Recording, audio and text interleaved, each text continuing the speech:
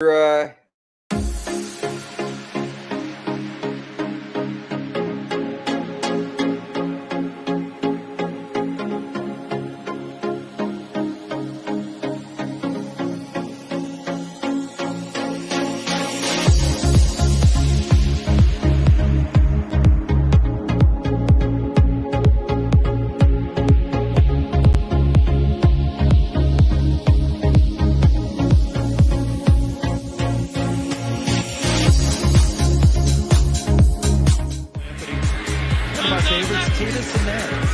Great game. 50 seconds to go. Hurts. Deep shot. Hauled in. Devontae. Sure. Before the press conferences even start. I mean, we could talk for 45 minutes just about how atrocious the defense is. He's just picking the big guys. Jordan Mailata, he's huge. He'll be good later on. Josh Sweat, he's tall as hell and strong. Let's get him. We'll figure him out. It's working.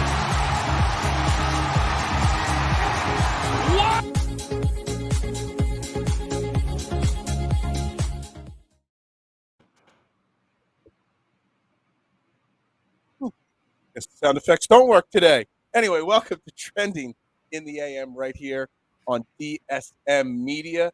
We're live, Facebook, Twitter, Twitch, YouTube.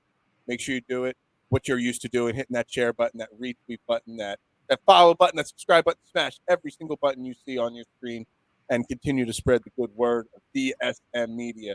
We're live. We're here for Overreaction Monday. But what is not an overreaction is to check out Manscaped, our sponsor, the leader in men's grooming products, the GOAT and below the waist maintenance. Make sure you check them out. Manscaped.com. Use promo code TRENDING at checkout. Get you 20% off and free shipping. Take care of the man in your life with what they want and what they need. Some great products from Manscaped.com. Good morning, Jason. How you doing? what's going on, man? I see you still have your beard. I do still have my beard. We didn't hit 400 or 500 subscribers by Tuesday last week. So there. So you know what? If people want my beard shaved off, they got to do something for it. You know, you got to build my subscriber count. You got do something, and I will shave my beard off. But it's got to be worth my time to do that. Oh, absolutely. I just shaving it off because someone said shave it off. I'm trying to challenge some people. Come on, guys, let's subscribe. You know, like I want to see Phil with clean shaven. You want me to look like you? Come on now. We don't need anybody else looking like you. No, that might be scary. Man, I'm home. I'm back in southern Chester County, not in the mountains anymore. So we're ready to roll here this Christmas week. We might have some schedule changes this week with Christmas, but you know what? We're gonna roll on as best we can. Like I said, it is Overreaction Monday. I figured out my sound effect. Are you ready? There we go. Are you ready for Overreaction Monday? Oh, hell yeah! That's right. So it's my first Overreaction Monday live. So. Oh wow, that's right. This is the first time that you've done an Overreaction Monday with me. I'm actually so here are the rules. You got to overreact, and you got to understand that your overreactions will be taken way out of context because people will not realize that they are just that, overreactions, and not something that's meant to be, the end all be all, like some people think they are. Normally, the Overreaction Monday is reacting to an Eagles game, but we don't have an Eagles game to overreact to. What do we have something else to overreact to? Possibly. But obviously, everybody, if you're living under a rock and you did not know, the NFL postponed Eagles-Washington game till tomorrow night at 7:00 because not half the Washington football team was on a COVID list. I think it was up to like 20, 21 players. Now all those that gave them the time to change the rules, and now these guys can come back sooner, and now they're all going to be cleared to play. But yet now Landon Dickerson is now going on COVID list, and he won't be eligible to play. So Overreaction Monday, let's start with it. And I know Washington fans and Giants fans and so many fans around the NFL say tough shit. But you know what? Let's overreact right now. The Eagles got absolutely screwed by the NFL in this case. I mean, absolutely. There's no way you can argue it. Like, I see, quite a few, obviously, you name the two teams, but there's other fans of other teams. Right. And, pretty much the fans of the teams that are kind of benefiting from the situation are obviously, trolling the fans of the teams that are getting screwed. And the reality of it is that not only do the Eagles get screwed one way, they now have to play on short rest the following week, and they're getting screwed that way. Like, to me, the biggest farce about the whole situation is that the NFL says that they're doing it because they're worried about player safety. That's a bunch of bullshit, man. They're not worried about safety. They're worried about optics. They're worried about number one, and that's themselves. Yeah. They're worried about the bottom line, the money. It's obvious what they're worried about. But you know what? This decision by the NFL, and this isn't even talking about the Eagles and them getting screwed. This affects so many people postponing a game like this. We could go down the list. What about the people, the fans that spent money to go to an Eagles game on Sunday? That's number one. That, not everybody could just randomly take off a Tuesday night. So what do you do with the money? I saw at least a half a dozen people post on Twitter that they were selling their tickets because they had flown in from another city to see their Eagles, had a hotel room, had a plane ticket home on Monday morning, but couldn't change everything around. They couldn't afford to. What about those people? What about our friends from over the pond? I saw somebody say that they're a nurse and Sundays is their day off. They bought tickets to go to the game. Well, it's the holiday season. They can't get their Tuesday night shift covered to go to the game. Now they're taking a loss on those tickets. What about the fans? There's so many people ticket-wise that were affected. What about stadium workers? That's their part-time job to work Sundays during Eagles games. What are they supposed to do? Call out of their other job now to go work? Yeah, that other job might fire them if they call out. What about, there's so many people that this affects, but yet the NFL only cared about one thing, making sure the game got played at a time where they felt it was necessary. You could have just played it on Sunday. You didn't need to make that change. Now Washington gets healthy. Now Washington, they gave them just enough time to change the rules so Washington's players can come back. It's a total crime, and you know what? I never thought I'd say that. I was more pissed off at somebody other than Roger Bettman. Not Roger Bettman. You know who I mean? Gary Bettman. Gary Bettman, Roger Goodell, Gary Bettman. I can't get I'm pissed right now. It's unfortunate. I've never been as pissed as often as I was on Gary Bettman, but you know what? This pisses me off an awful lot, and it's really unfortunate because there are so many people being affected by this right now. What about bettors? I gamble a little bit. I made a bet on if I was a guy when the line was -9.5, I make a bet on the Eagles and it goes to 12.5. That more guys go out. And that gets moved to Tuesday. Now it's 5.5, and now your -9.5 bet doesn't look quite as good, or -12.5 bet looks as good. So there you go. There's more money out the window. There's another person affected. We could continue on this list. If you think of more, I had more people listed on Twitter. I can't think of them right now, but it's pretty pathetic the amount of people that are affected by this, and the NFL doesn't care about them whatsoever. Yeah, I mean, at the end of the day, they could say whatever they want about player safety, but like the fact of the matter is now player safety is going to be put at risk because they have to play with less time off. Yeah, and I know Washington fans are, well, we have to play Dallas on the road in short. Yeah, but you know what? And you guys put yourself in this situation by being the least vaxxed team, by being the team that wasn't following the protocol. The outbreak happened on your team. The outbreak can potentially be traced back to one of your unvaxxed players. You know what? That's your fault. Don't penalize other teams because of your fault and your mistake. Yeah, and it's kind of hypocritical because to me, the NFL, like, why even come up with that rule that teams are going to be possibly have to forfeit if you're not going to use it? Oh, there's the other issue right there. I didn't know this. I knew that there was the rule that if you couldn't field a team, you have to forfeit or find a way to field a team. Did you know that second part to the Washington rule had a forfeit, the Eagles players would not get paid? They'd get the free W, but they would not get paid. Who in the Players Association agreed to sign off on that?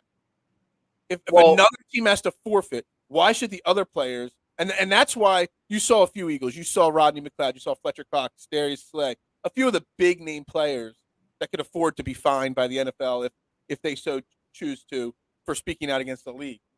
How, you're not seeing many players speak out about it because, well, if the game got forfeited, well, they'd lose a game check. That to me was an asinine thing to say too, right there. Why would you put that on the players like that? The Washington guys, sure, they shouldn't get paid if they had to forfeit the game. But why would the Eagles not get paid for this? Well, the rule is actually like a multi-layer rule. So I kind of went back and I was reading it more in detail. So the fine print was basically saying that the team can forfeit. It didn't actually say they have to forfeit. Right. And then the second part of that rule was if the games could not be reasonably rescheduled. Right. Meaning that so in the NFL's eyes, this is reasonable to do this to the Eagles. Right. Or, not just the Eagles. It was three teams that had to get moved. But to me, they're missing the bigger picture. And it's exactly what you said. The biggest part and the biggest people affected are the fans. Right. And unfortunately, they're at the bottom of the barrel as far as the NFL caring. Because they really don't care. They make so much money. And unfortunately, it's a big FU to everybody. It's a big FU to the fans. Absolutely. It's a big FU to the NFL in itself, to the players of half the league. The teams that weren't screwed.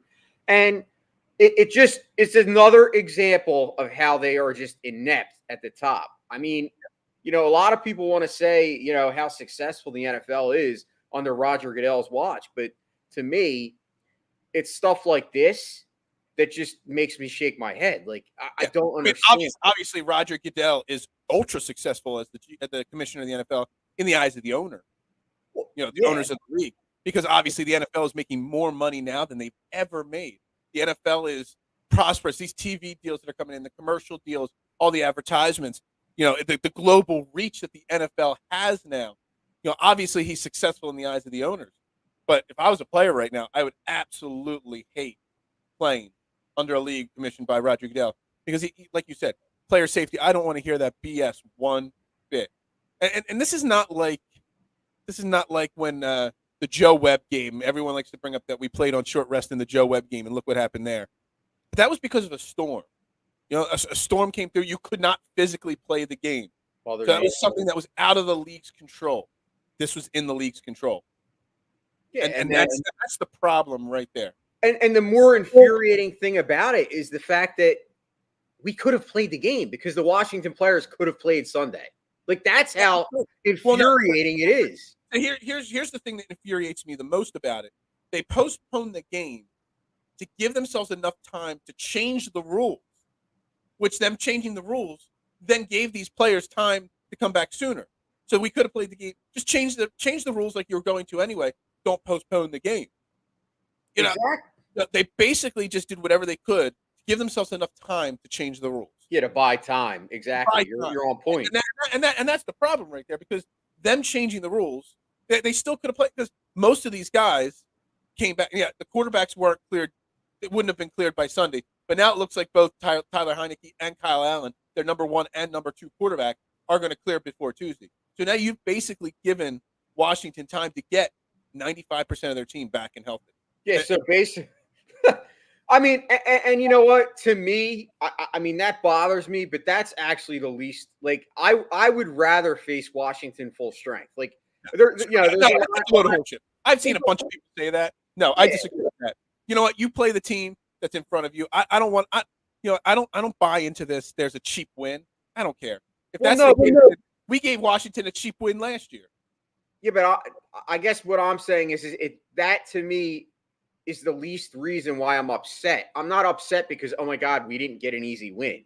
Like, that's not why I'm upset. And I don't think that's why 90% of fans are upset. They're upset because the Eagles got screwed as far as the situation. Not because we got, cheated out of an easy win. Like Giants fans are saying, like, we saw like blue check marks on Twitter, like saying, "Oh, it was okay last year when Doug Peterson, I don't want to hear that. Screw those. Stop with the nonsense." Yeah, I know.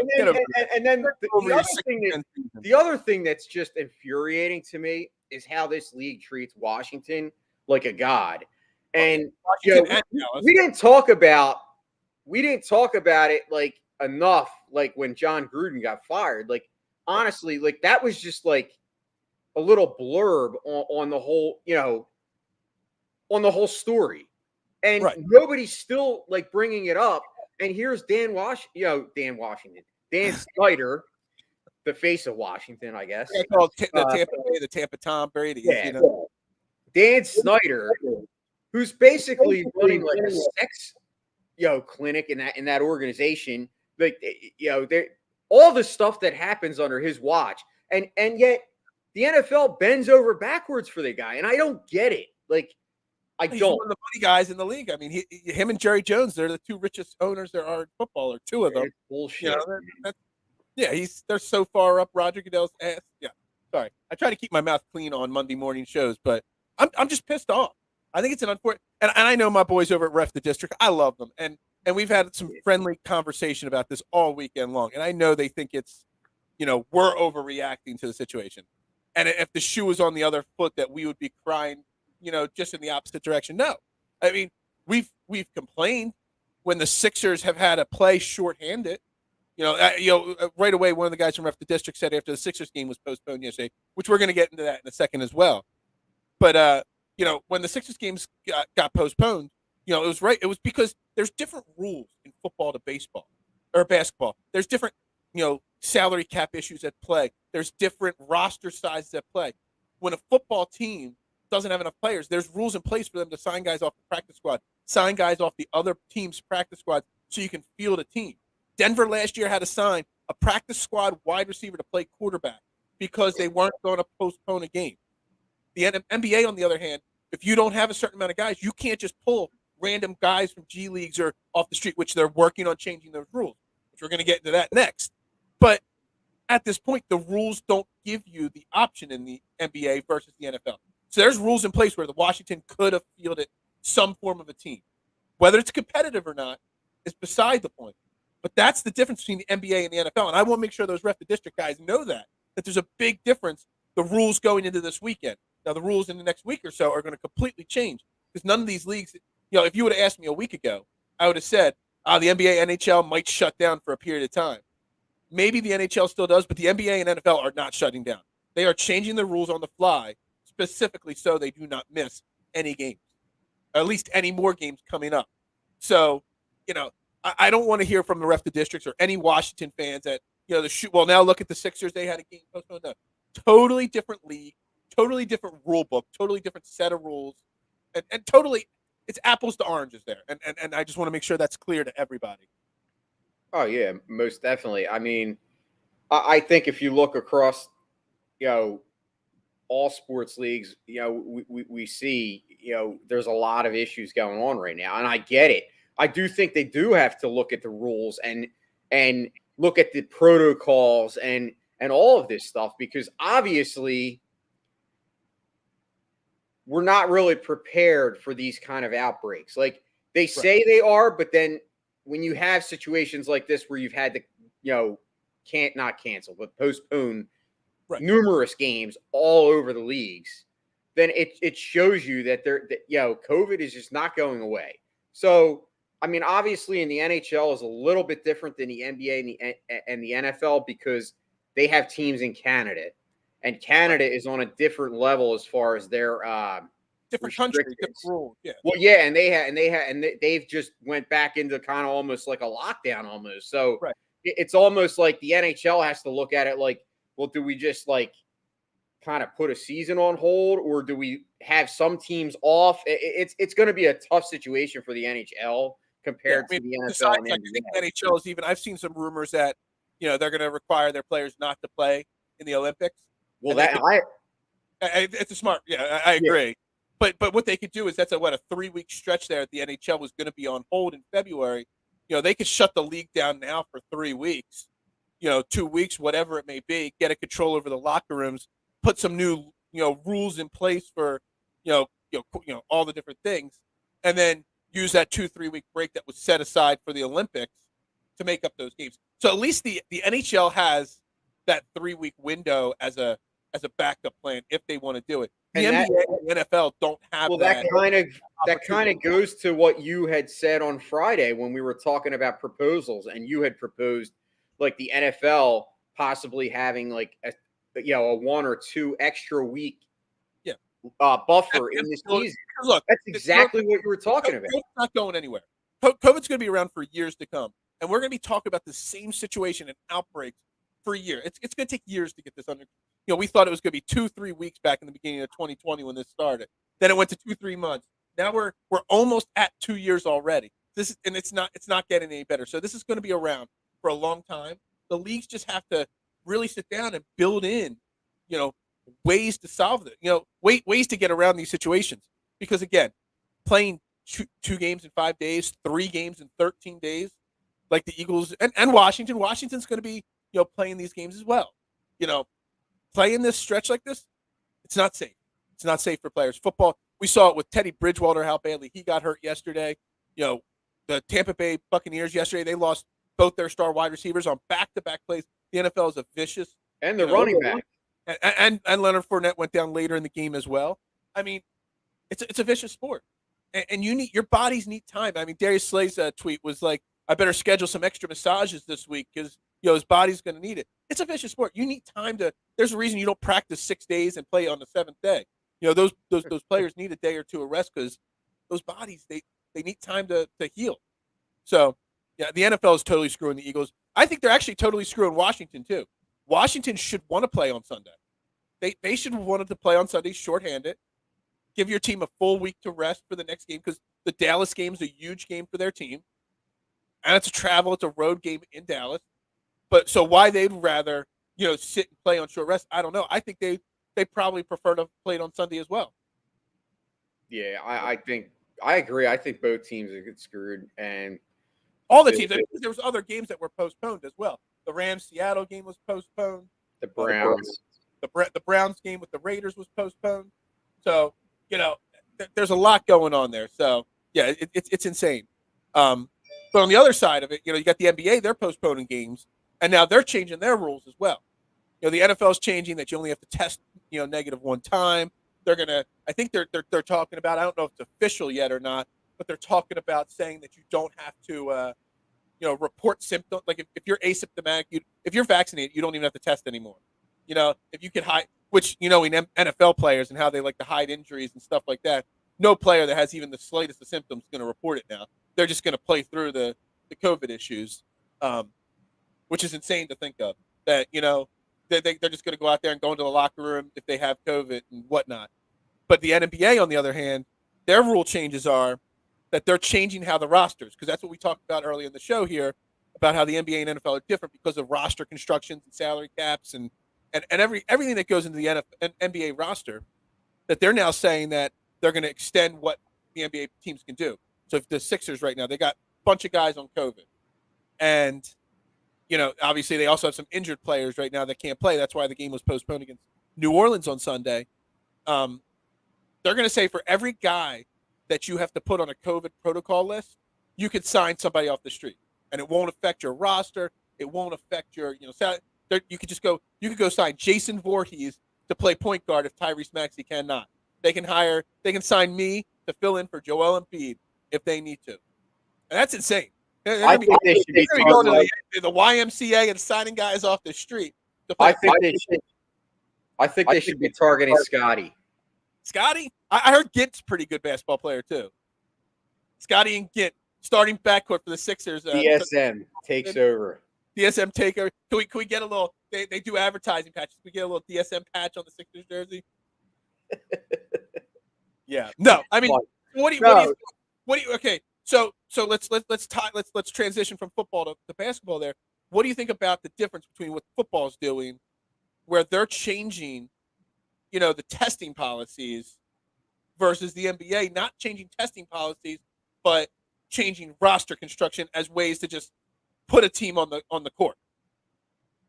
I mean, I think one league is at least trying to progress, and I think the NFL is kind of being like, I think changing testing policies and all that kind of stuff, and language and the protocols that can get dicey.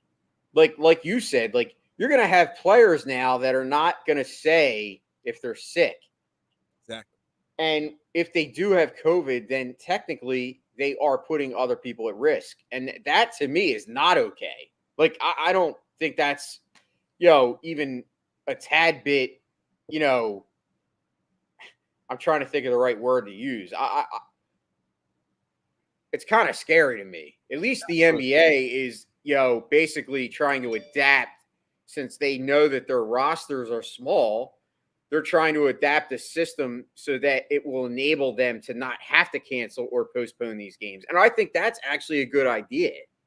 Yeah, I mean, but you're going to see some pretty piss poor basketball from teams though. Well, yeah. I mean, you're going to sign 3 guys that haven't played professional basketball, or guys that haven't hacked it in the G League, or guys from the YMCA. I'm just joking a little bit there. You're going to see games in the NBA where a team that's fully healthy puts a 110 to 50 whooping on another team because they got 3 guys that don't belong in the G League, let alone an NBA roster. It's going to be like taking a ride on a time machine back to the Sixers process. I mean, seriously, you're going to see Tony Roten out there and James Anderson, trying to jack up shots. That gif you see on Twitter of that dude trying to shoot at the Y, and he's like all over the place. You're going to see stuff like that, and I mean, it's going to be a bad game, a bad thing. I was talking with my wife yesterday about the fact that with the way the NFL's handling it, where they're just you're not sick, you just go to work. How many times did you go to work in your lifetime where you had the sniffles? It could have been the flu, you didn't know, but you just went to work anyway because that's what you got to do. You just wash your hands, you try to stay away from people, whatnot. And I know athletes are right on top of each other, but is there an argument to be made that to get past this as a society, because Drew's saying that both sports leagues don't know how to handle it. Well, the world doesn't know how to handle it. Is it a point now that we kind of have to just, learn how to live with it instead of learning how to stop it from spreading? Do you get what I'm trying to say? Because I'm not saying that I agree with that. I'm just bringing up that topic as maybe that's why football is doing it this way. I get exactly what you're saying, and I agree with you, because the problem is that there's fear mongers out there in our ranks, right. Especially on Twitter and social media. And, obviously the media is the number one problem. Like, because you have, aren't we? No, I'm talking about not media. I'm talking about not real media. CNN, Fox, like all of them. I don't like any of them because they each have their own agendas and both sides make everything political.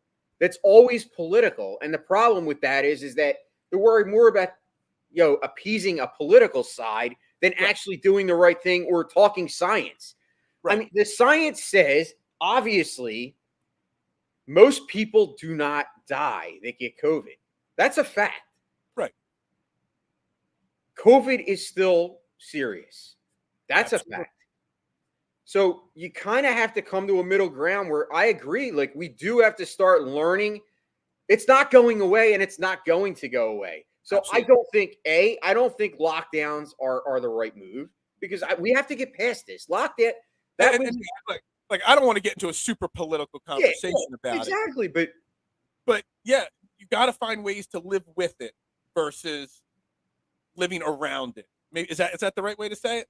Live with it, not around it. And that's why vaccines are such an important part of this process, because the vaccines, obviously now they just, okayed boosters for everybody pretty much. So, anybody that's had the second shot can go and get a booster. Like, the only way that you're going to get past it, it's not going to end. So you have to figure, okay, well, look at other things in life that kind of have, went this way as far as like pandemics. I mean, flus. Obviously, the flu has still not went away. 50 years later, the flu is still here. How do people cope with the flu? They get vaccines. Well, okay. I'll be honest. I don't want this to turn into a pro or anti-vax conversation. Look, I got the vax. I know people that didn't. I've got workers that did. I got workers that didn't that work for me. And you know what? I believe that that's totally their right. But, I mean, the flu shot, I've never gotten the flu shot once in my life. never once. And I barely ever get it because you know why? Because I take care of myself. I wash my hands properly. I cough into my sleeve. If I'm feeling a little sick, I stay away from people. You know what I mean? So you just have to live a healthy, decent lifestyle. And I don't mean healthy as in working out or eating right foods. I mean, that obviously helps, but I can't stay away from certain things, my vices. So I don't eat a healthy lifestyle. But I mean healthy as in the sense where just take care of yourself if you're not feeling well. And I think this show has turned into a complete and total political conversation here, or COVID conversation here. But you just got to live a healthy lifestyle and live with it, because like you said, the flu's been around for, has it been 150 years? I mean, it feels like just yesterday. I mean, I'm probably exaggerating, but a little bit too.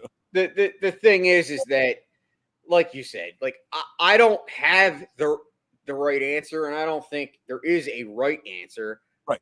But the facts remain that it's not going away. And so we can either sit there and just continue to like put restrictions on people, or we can actually say, guys, like, it's not going away. Right. But we need you guys to do the best you can to take care of yourself. When you're sick, don't go out in public. Don't go around people. I'm not saying, like I said, I don't want to make it political, but if you feel more comfortable, wear a mask. Like, Listen, it's not the end of the world. I mean, I wear a mask at work. I don't have to. I'm not restricted to, but I do because that's my personal choice. So everybody has their own, comfortability scale. And, it's basically what, doing the right things. Like you said, washing your hands. Like, I don't know. I just don't think. I'm not trying to. I mean, we spent a lot of the show bashing the NFL for how they handled the Eagles situation, but I think them changing the rules is, to use the word precedent. They're setting a precedent for the people to learn how to live with it and not around it. And again, I'm not saying it's the right thing to do. Do not come at me on Twitter saying that you're going to get tapped, man. I know it's not an overreaction statement. It's 2 years now. We have to learn. We were just talking, my wife and I, about this. It's time to learn how to live with it, not around it. And I'm not saying it's the right way. And it could totally backfire, especially in the NFL workplace, because we know NFL players have this mentality where they have to play. I mean, you think about it, go back into the 80s and all these guys that had concussions and they were playing through concussions. And, Jim McMahon once said he had 3 concussions in one game, and he still finished the game, and now he can't walk down the street without forgetting which house is his, so football players have a different mentality. You have to have a different mentality to play a sport like football. But, the philosophy of what they're doing is something that maybe more people need to adopt in their life. And I don't know. I think it gets it's a sensitive subject. It's tough to discuss, but it might be the right course of action for maybe not sports world, or for situations where you're in close locker rooms and stuff like that. But as a whole, it might be the right philosophy going forward for, the world to think about. Well, I mean, I think in regular jobs, like, let's face it, like if you're vaccinated and you're not producing symptoms, you're able to work in most cases. I mean, in most jobs, real jobs. When I say real jobs, not sports. Right. Exactly. So if that's the case, then it is going to mirror what's going on in the rest of the working world, because right. that's how it's handled there. So I guess, it just kind of depends on where you're at as far as where you think, close contact, sports jobs are compared to, working in, say, a pizza shop. I mean, look, I own a pizza shop, for those that don't realize it. I mean, I do promote it nonstop. I'm wearing my shirt right here, ready to go to work as soon as the show's over. We've had 2 employees in 2 years. I mean, I don't have a lot of employees, so it's not like we're talking, I have 500 employees here or anything. We've had 2 employees have it. We've done the right things. We've cleaned, we've disinfected, and we run a safe thing. We keep everybody separated. We keep the customers far enough away. For a while, when it was really serious, I had the inside of my store locked shut for over a year. And there was more COVID cases amongst my employees in that situation than once I opened my doors and let customers back in. Knock on wood, because now tomorrow, like, everybody's gonna come down. I don't want to jinx myself or anything like that. But and I would say there's more unvaxxed employees at my shop than there are than are vaxxed employees, and that's fine. And it's not like it's spreading.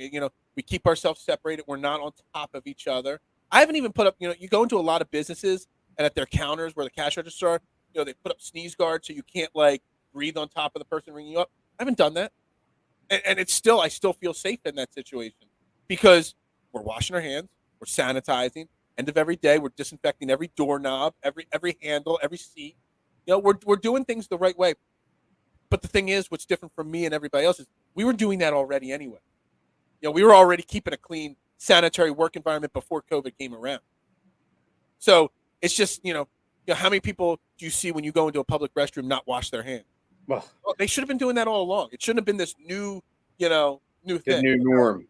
Yeah, it shouldn't be the new norm. It should have been something. I'm that a-hole that if I see you walk out of a public restroom without washing your hands, I say something to you. And I've always been like that because it's disgusting.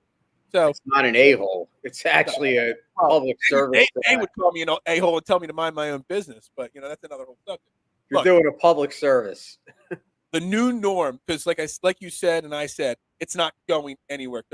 COVID is basically going to become the new flu. Every winter season, there's going to be a spike in COVID cases for years and years to come, in my opinion. So we have to learn how to work and live with it. And I don't mean work with it in the sense where if you have it, you should go to work. I'm saying how to manage our daily lives around it and still look. COVID's been here almost 2 years now. I've taken 6 vacations. I've been on a plane 4 times, 4 round trip flights.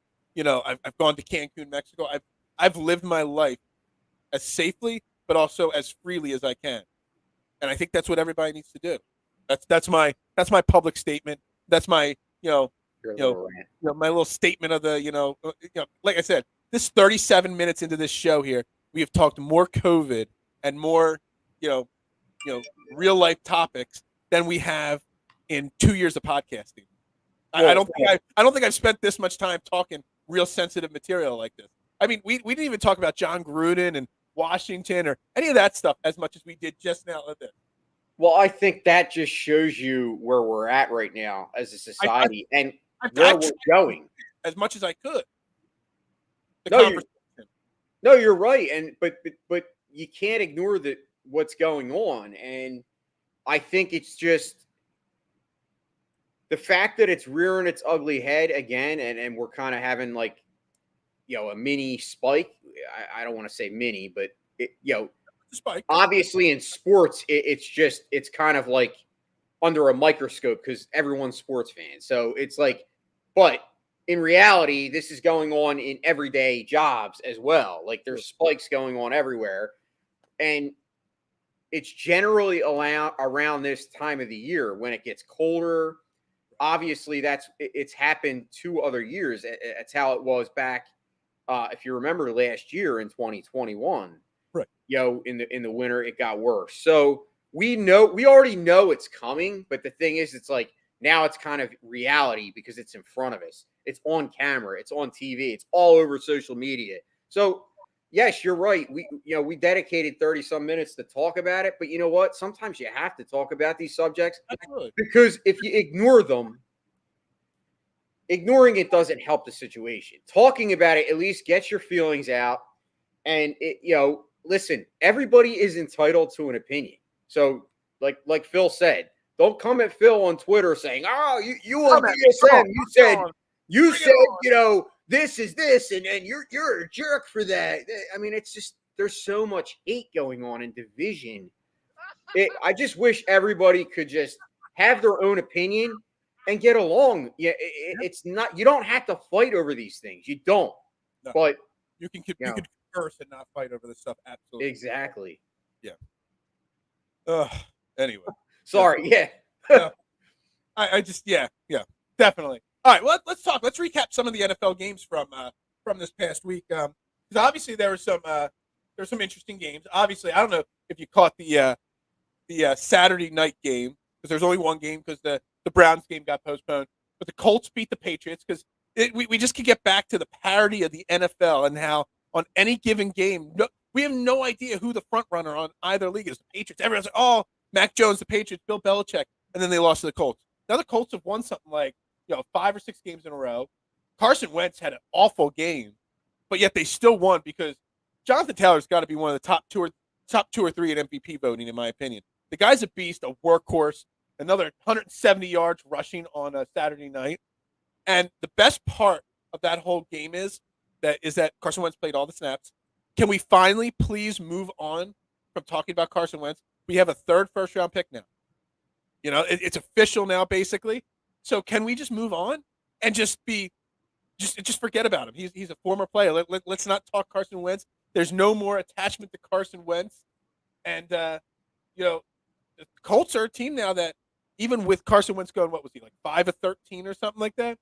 Or a team with that defense, that offensive line, that running game, they're 8-6 now. I'd be scared about facing them in the playoffs. Yeah, it's funny that you say that because they're definitely a force to be reckoned with. And I absolutely believe that Jonathan Taylor is on that short list of MVP candidates. And if he continues this down the stretch, if he has another couple games where he actually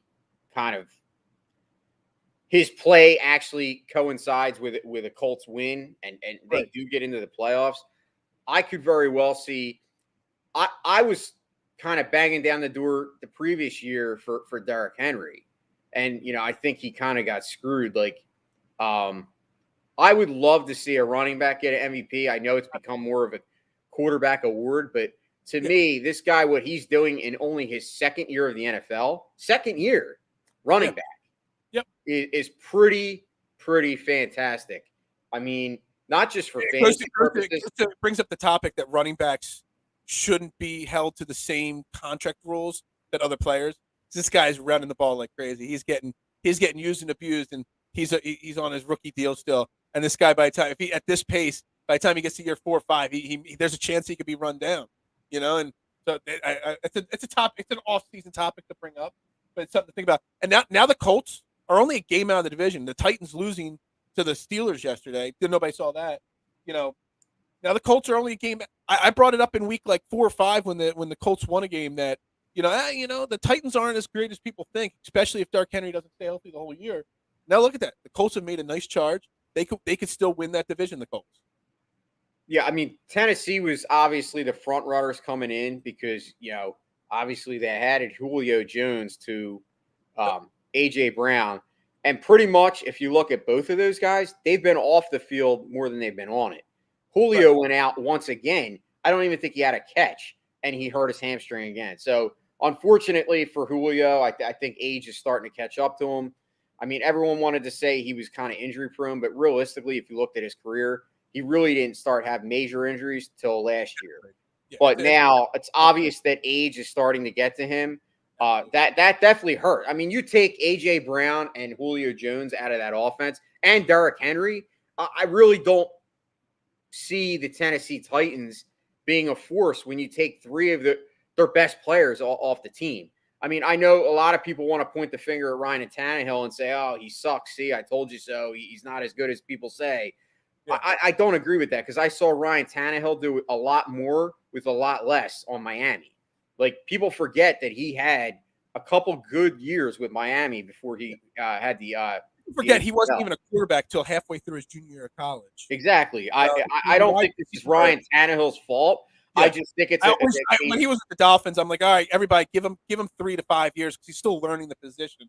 Now he is what he is. He's an okay game managing quarterback. Yeah, I think he's maybe middle of the pack. But my point is it just shows you that it's a team sport. Like, you take a couple key ingredients away, and yes, they still are record-wise in the playoff hunt. But if you look at the teams, they're trending down. Colts are definitely trending up. The team that I keep screaming about is the Chiefs because slowly they have crept back up, and now they are the best team in the league as far as AFC record-wise. Right. Their defense is coming to play. Pat Mahomes, I mean, we saw what he did on Thursday. I mean, he's not going away, folks. Like, A lot of people were like, "Oh, Pat Mahomes, he's regressed," and obviously, Travis Kelce is an absolute Yeah, beast. as long as Patrick Mahomes, Travis Kelce, and Tyreek Hill are healthy come playoff time, they may be the front runner again In the coming out. AFC. Absolutely. I think it very well could be a Chiefs Colts AFC Championship. Yeah, I mean that would be insane to think. No one would have thought that Carson Wentz, his first year out of Philly, after the disastrous season he had last year, would have even had a chance to make the playoffs, let alone a chance to make a run to the championship game. That's insane. That'd be exciting, and obviously then we'd have to talk more Carson and the Eagles and did they make the right decision and all that conversation. That blah blah blah blah blah. Over in the NFC though, one of the teams that everybody loved was the Cardinals. What the hell is Detroit doing? Detroit had the opportunity to get the number 1 overall pick, lock it up this week with another loss. And they go out and put up 30 to the Cardinals and they actually benched Kyler Murray yesterday because the game got that far out of hand.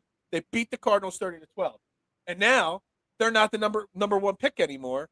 The Jaguars are because they both have 2 wins, but the Lions have the tie. What are the Lions? So I don't know if you want to talk about the Cardinals and them, losing and how much that just shows how it might be the Packers now. We don't know. Every week it's different. Or do you want to talk about the Lions and how stupid? No, I'm not saying. Every football team wants to go out and win whenever they can, but you know what I'm getting at. Well, I think there's one word that kind of this epitomizes, and that's parity. Yeah. I mean, any given Sunday, any given team can win. Yep. I will say this much about the Lions: as bad as they've sucked, and as bad as they've played this year, I will say that Dan Campbell is an extremely successful motivator. The guy he's obviously hasn't won a Super Bowl as far as I know things that happen with other teams, but he's got these guys believing in themselves, and that's key for any coach. Did you because see that to me showed locker room when there's a video. They had a video of him talking to the players after the game in the locker room. I mean, he didn't look like an NFL head coach. He looked like a guy that's just motivating the softball beer league team or the Thanksgiving turkey bowl game team, on the sideline. He just looked like a regular average Joe Schmo, and he looked like he genuinely cared about each and every one of his players so much. And that goes a long way. And I think it's good for it makes the future bright for that team as if they can actually get some good draft picks. But that's the problem with the Lions. And I feel bad because I'm not going to lie. One of my favorite all-time wide receivers was Calvin Johnson. I mean, Megatron. And obviously my probably favorite running back of all time is Barry Sanders. Right. I mean, you look at that team, it's not that they haven't had, generational type players, because they have. It's just they don't ever have a full complemented team. And I think what Dan Campbell can help them with is that he at least brings that part where he can motivate and get the best out of the worst.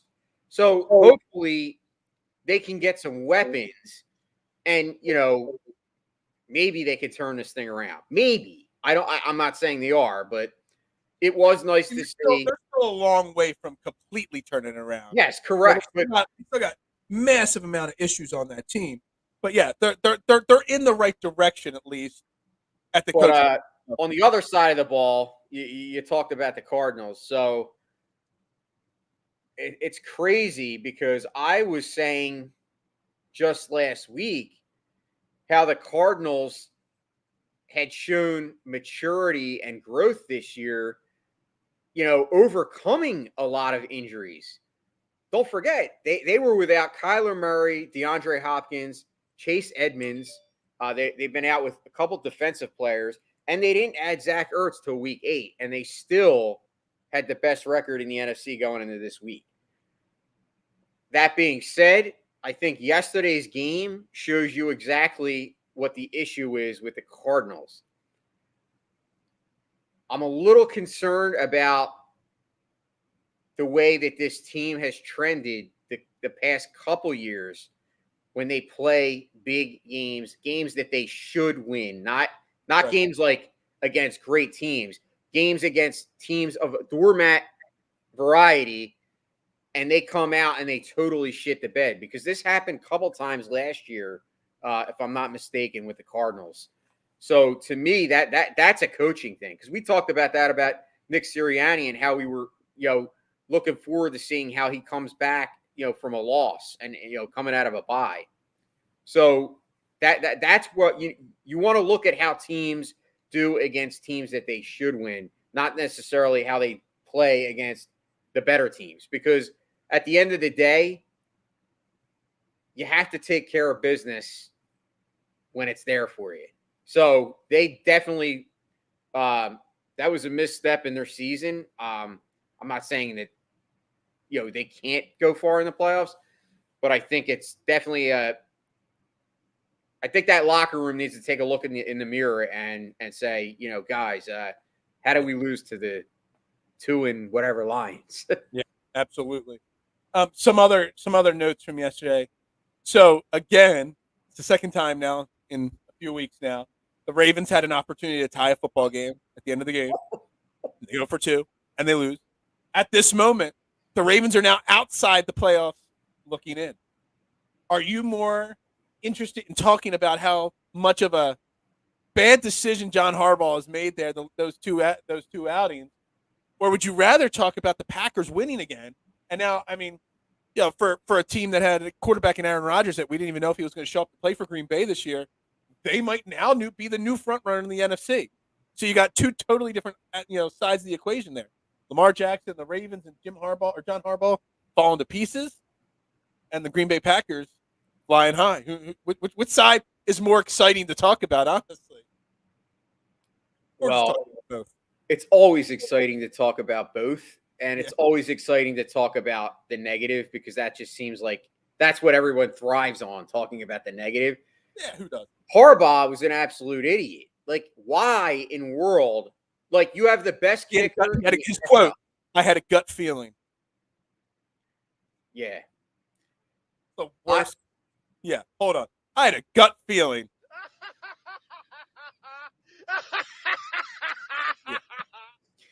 Dude, I love that sound effect. Idiot. No, it was actually, I couldn't believe, I think I texted you because I was watching the game. I was super excited to see Tyler Huntley, who's basically a nobody. Yeah. Well, he's kind of burst onto the scene. I mean, somebody now. Well, he's playing, in place of Lamar Jackson, and it's crazy because in the short amount of time that he's played, he's actually outplaying Lamar by a mile. Like, he's making Lamar look like he could be replaced, and that's crazy in itself. Lamar ain't getting replaced. No, I'm just the point I'm making. I know what you're saying. I'm not. Well, it's Overreaction Monday. Overreaction Monday. You can Maybe make. I am overreacting. Maybe I am, and I'm not even doing. No, you're not even knowing you're doing it. No, but it was exciting to see Tyler Huntley do that, and then to put him, and then to kind of take it away. Like, if you tie the game, at least you give it a chance to kind of possibly go to overtime. I mean, I know Aaron Rodgers isn't on the other side of the, saying "hold my beer" or whatever, but it wouldn't have just been over, and that's what's frustrating, because why would Harbaugh not at least say, okay, well, I have the best kicker in the league. I know he's going to make the extra point. It's going to be tied.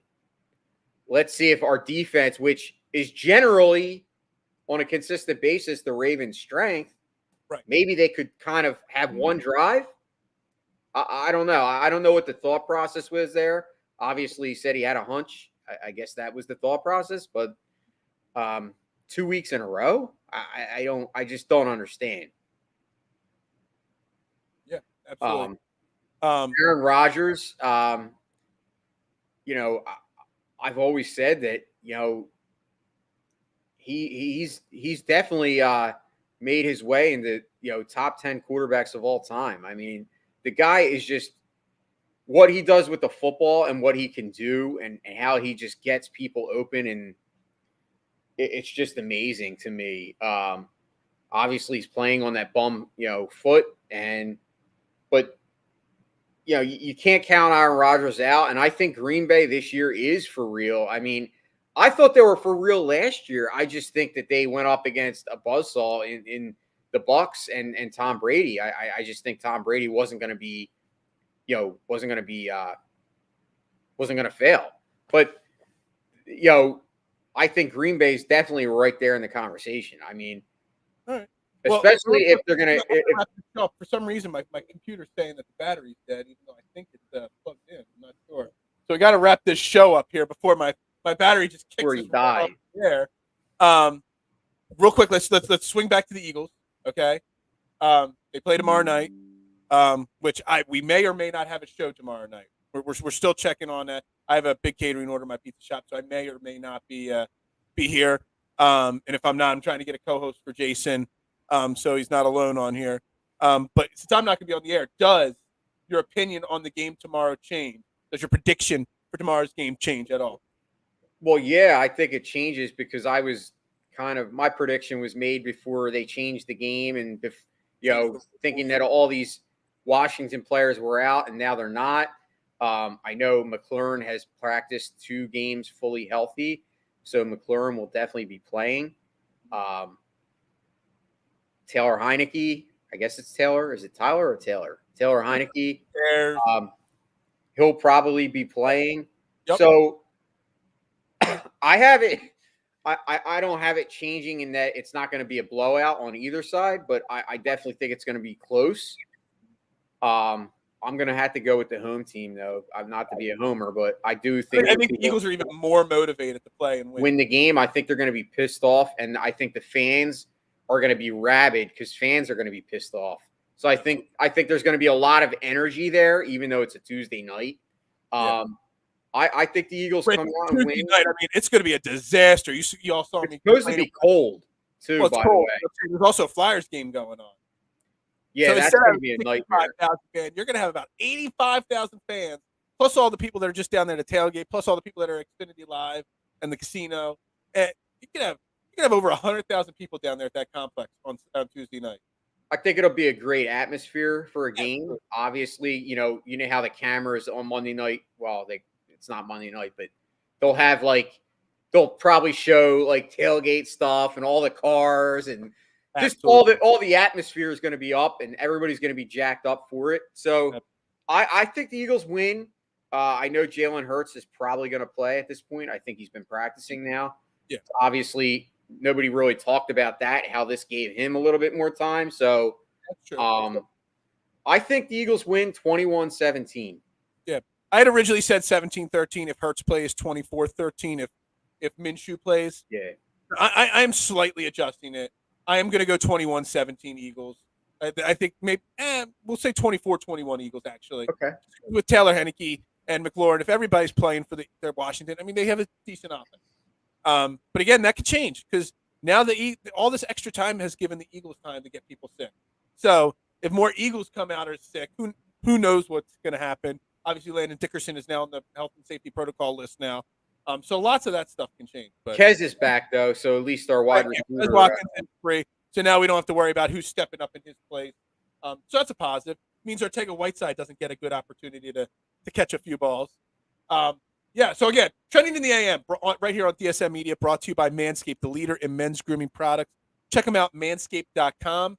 Use promo code TRENDING at checkout for 20% off and free shipping.